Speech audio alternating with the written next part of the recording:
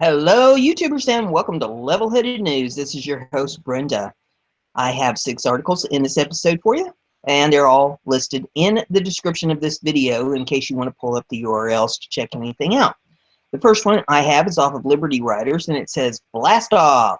Donald Trump just gave NASA a special gift that will make America #1 in the universe.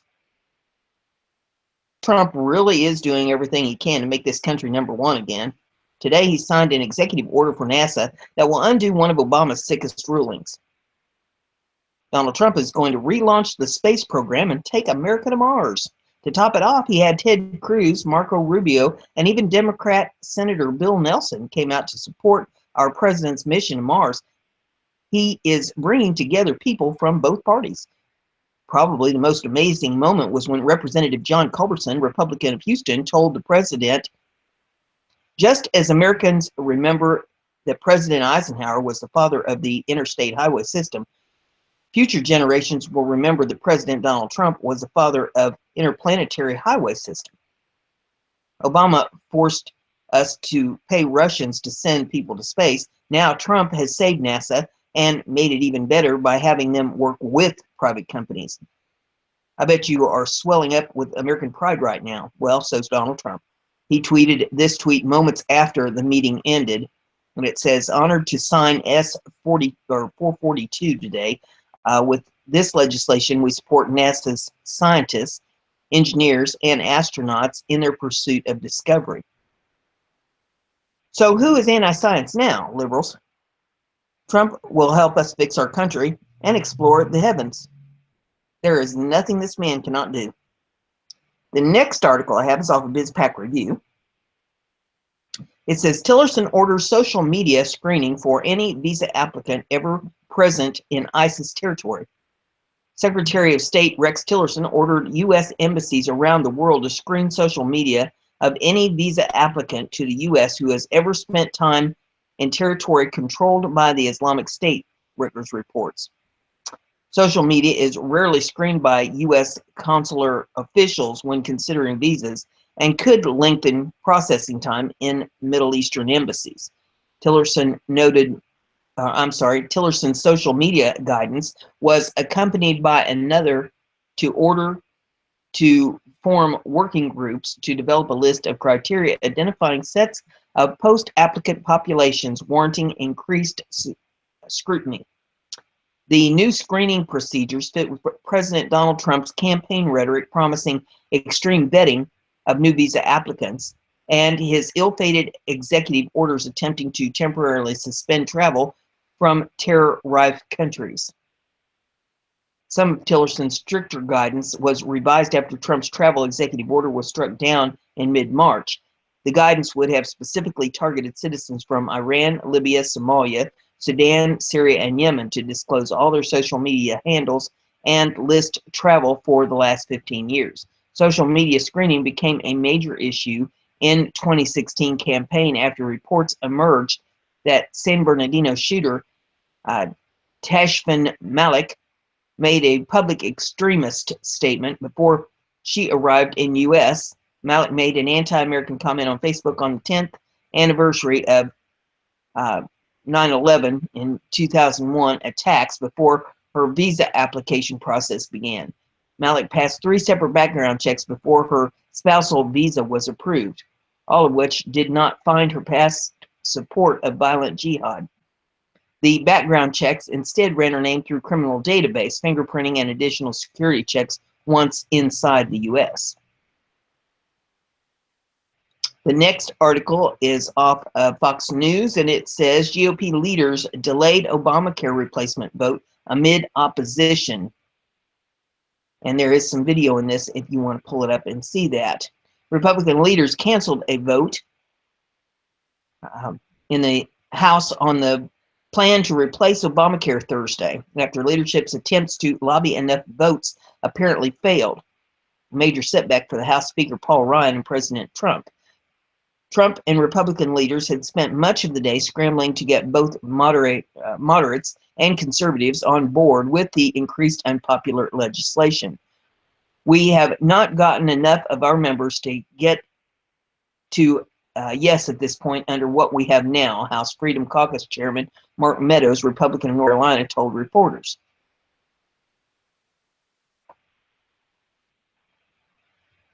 Ryan postponed his press conference twice as he worked with House Majority Leader Kevin McCarthy, Republican of California. Majority Whip Steve Scalise, Republican of Louisiana, and Chief Deputy Whip Patrick McHenry, Republican of North Carolina, to get enough votes to get the American Health Care Act through the House on the 7th anniversary of Obamacare's passage. Meanwhile, Trump met inside the cabinet room with the Freedom Caucus to try and rally conservatives to the cause. He also tweeted urging supporters to call the representatives to back the bill. A senior administration official told Fox News after the meeting with Trump and the conservative group that there was a deal in the works, but that it was not yet finalized. A source from the Freedom Caucus later said there wasn't yet a deal. I would say progress is being made, and that progress should be applauded with the efforts by the White House to deliver and to lower premiums for every American from coast to coast and in between, Meadows said. He also called Trump's involvement unparalleled in the history of our country. When asked if this was a loss for the president, Meadows said absolutely not. Earlier in the day, White House Press Secretary Sean Spicer had expressed confidence that the White House would be voted on and would pass. That's it, he said at his daily press briefing. Spicer also noted that Trump had been making calls past 11 p.m. Wednesday night to try and bring members on board. Sources later told Fox News that the White House was anticipating a vote after midnight, but that was before the vote was canceled. House Republicans were due to meet about around 7 p.m. Eastern time, but there appeared to be no clear path to pass the bill. In appealing to conservatives with concessions that include limiting requirements that plans offer benefits including maternity and substance abuse care, Republican leaders risked scaring off moderates. Funding to Planned Parenthood also risked spooking centrist Republicans. Meanwhile, Democrats blasted what they saw as Republicans' amateurish maneuvering. House Minority Leader Nancy Pelosi said it was a rookie error to bring legislation to a vote so early and urged fellow Democrats to oppose the legislation. While Republicans scramble to make Trump care even more destructive, our caucus must continue to be fully engaged today in exposing its disastrous consequences for the American people, she told colleagues in a letter on Thursday. The AHCA would stop Obamacare tax penalties against Americans who chose not to buy coverage, as well as cutting the federal state Medicaid program for low earners. It would also give tax credits to help people pay medical bills while allowing insurers to charge older Americans more. It would also repeal tax increases on high earners and health companies. The next article is off BizPac Review. It says, no, no, hell no. Fearful Dems might try to hustle a deal on Gorsuch, but why would the GOP do that? Democrats are smelling blood in the water, theirs, and it looks like they are willing to make a deal with Republicans on the confirmation of Judge Gorsuch. But why would Republicans even dream of taking it? Multiple sources have told Politico that, fearful of gaining nothing at all if Republicans use the so-called nuclear option to force a vote on Gorsuch, Dems are discussing offering a non-filibustered up or down vote in exchange for Republican promises to not use the nuclear option on the next Supreme Court nominee. From the Politico story, it says the next high court opening could alter the balance of the court. And some Democrats privately argue that fight will be far more consequential than the current one. If Democrats move ahead with a plan, it's still in the early discussion phase. It would require buy-in from some Republicans, but not necessarily Majority Leader Mitch McConnell, Republican of Kentucky, or his top deputies. At least 3 rank-and-file GOP members would have to pledge not to vote to unilaterally change the Senate rules through a majority-only vote later in Trump's term. the so-called nuclear option. The truly scary part here is the fact that it would only take a few Republicans to cobble this thing together. One can imagine a few rhino Republicans like John McCain, Lindsey Graham, and Olympia Snowe slavering at the mouth at the possibility to betray their voters yet again. When it comes to the vacancy left by the death of Justice Anton Scalia, Republicans are now holding all the cards. They have a well-spoken, supremely qualified, non-controversial nominee with no major skeletons lurking in his closet, a united conservative base, a Senate majority, and the availability of the nuclear option provided to them by former Senate Majority Leader Harry Reid. Thanks, Harry. So why on earth would they make any kind of deal with Democrats in exchange for allowing a non-nuclear option vote on Gorsuch? According to Politico, some Democrats think Senate Majority Leader Mitch McConnell is loath to change Senate rules on a majority vote because he is fearful of what Democrats will do if their party regains control of the Senate and the White House. While that may be true, McConnell surely also knows that Democrats wouldn't hesitate to impose their will anyway, regardless of what Republicans do now.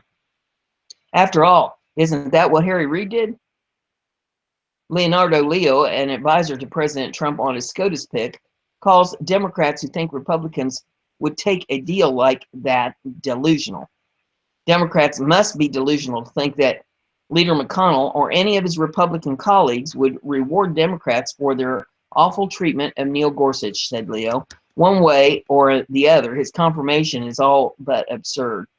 Let's hope so, because making a deal like that would be stupid on a massive scale. But then today, nobody has ever accused establishment Republicans of being all that smart. More than a few level-headed folks saw the writing on the wall, including producer for Hewitt and radio blogger Dwayne Patterson, who gave the idea in a resounding hell no. Patterson put out a tweet that says, no, hell no, never negotiate away a winning hand. Gorsuch will get through anyway. Madness to deal make now. So that's what I had in that article. The next article is off of Liberty Headlines, and it says, Dem Rep Maxine Waters to Trump. Get ready for impeachment. Man, is she delusional. Having demanded Donald Trump's impeachment before he became president, called his cabinet scumbags and slammed him for supporting Korea invading Putin. It appears Maxine Waters is doubling down, tweeting today that it's time to get ready for impeachment. As a reminder, Waters brought the crazy in January before President Trump had been inaugurated, going so far as to suggest the nicknames Trump used against all his political opponents, even Republicans, were fed to him by Russia. If we discover that Donald Trump or his advocates played a role to help provide strategy, if they're the ones who came up with the crooked Hillary, if they're the ones who came up with she's ill, something's wrong with her energy, and the way he basically described her during the campaign, I think that is something that would put the question squarely on the table whether or not he should be impeached, she said. So you think you can commit an impeachable offense before you take office? Matthews probed further, and she says, well, I think that the point that investigations discover and confirm and can document any of that role in helping to strategize, they had a role in attempting to determine the outcome, Waters said, not answering the question. Man, she's off her bean.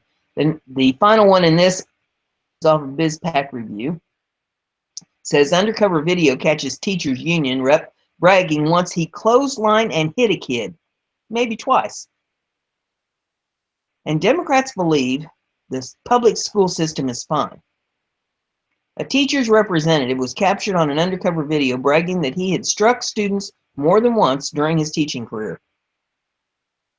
I can see grabbing a kid. I can see throwing a kid up against a locker. Not that I've ever done that.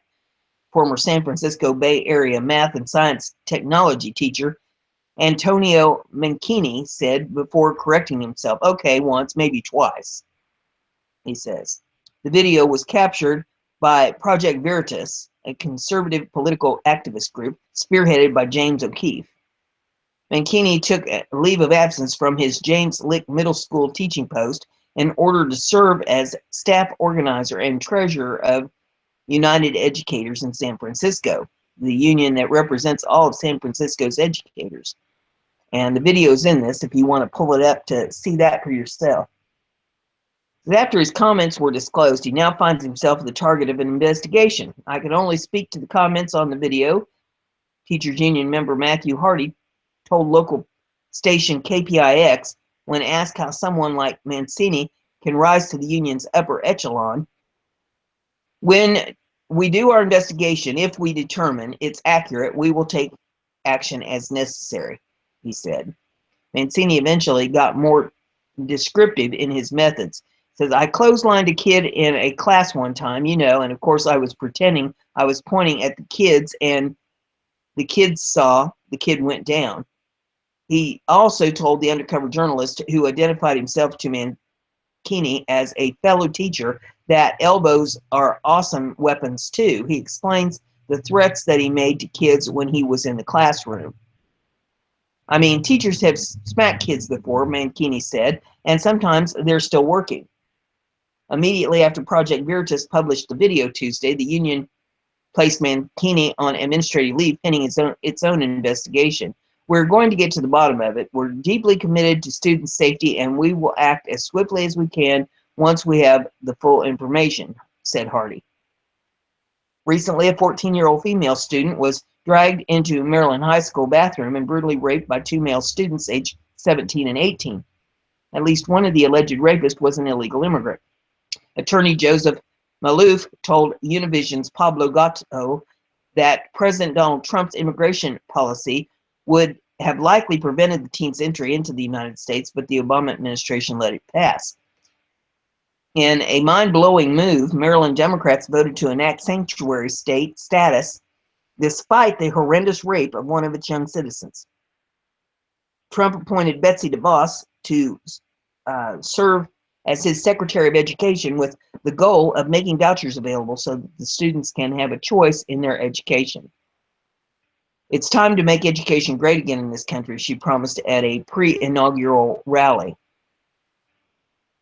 So that's all I have in this episode. If you like what I'm doing here, share it on your social media.